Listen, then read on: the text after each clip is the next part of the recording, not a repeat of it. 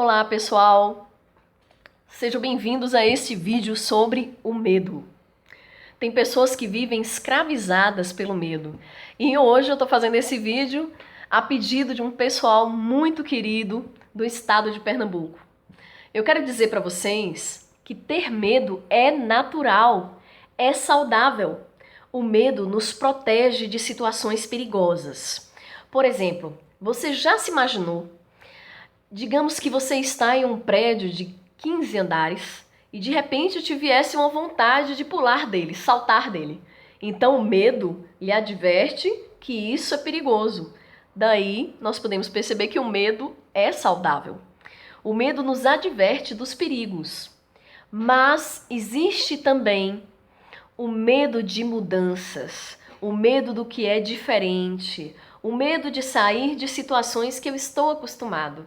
Então é muito normal, quando você termina o segundo grau, você ter medo de iniciar uma faculdade, de escolher a profissão que você vai trabalhar o resto da vida e tantas outras iniciativas, escolher a pessoa que eu vou namorar, escolher a pessoa que eu pretendo casar, construir um lar, decidir se eu vou querer um filho, se eu não quero um filho, se eu fico nesse emprego, se eu tento outro emprego, se eu largo tudo e vou tentar concurso. Então tudo isso exige um grau de risco.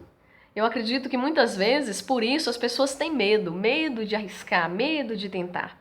Tá? Algumas pessoas escreveram para mim, me falando sobre esse medo.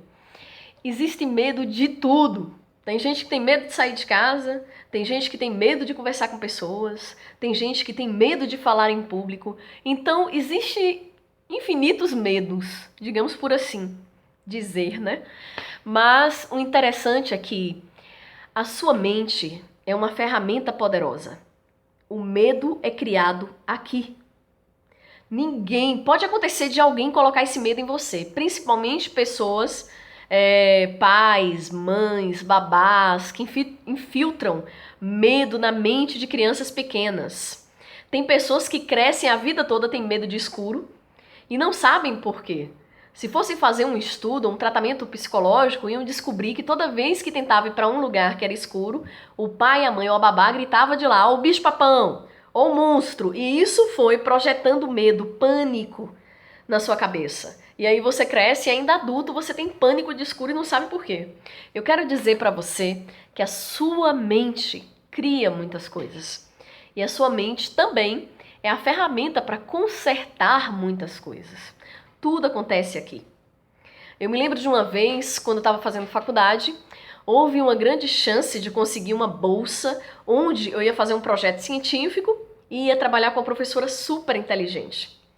Eu fiquei com medo, com pânico, porque nas aulas dela eu brincava demais. Eu pensei, poxa, se eu for para uma entrevista para me oferecer para tentar conseguir essa bolsa, essa professora não vai querer que eu trabalhe com ela, porque eu sempre brinquei muito nas aulas dela. Mas aí eu cheguei até a porta, fiquei com pânico, com medo, não, vou desistir, vou desistir. Até que de repente me veio uma pergunta. E se eu não tivesse medo, o que eu faria? Eu parei um pouco para pensar, abri a porta e respondi para mim. Eu tentava. Eu não ia perder nada. Eu já não estava na bolsa. Mas se pelo menos eu falasse com ela, eu corria o risco de ser aceita. E, pasmem, mesmo brincando na aula dela, ela me aceitou. Ela disse que eu era uma aluna muito inteligente. Fazer o quê, né? Bom, pessoal, seguinte. Primeira sugestão para você perder o medo. Você tem que saber do que você tem medo. Eu tenho medo de mudança. Por quê? Por que eu tenho medo de mudança? Porque eu tenho medo de sair da minha casa e ir para outra casa. Escreva isso em uma folha. Escreva todo o seu medo. Você precisa se compreender. Você precisa encarar o seu medo. O segundo passo, não permita que o seu medo o impeça de agir. Não permita. Eu me lembro que uma vez eu subi com uma galera, uma montanha.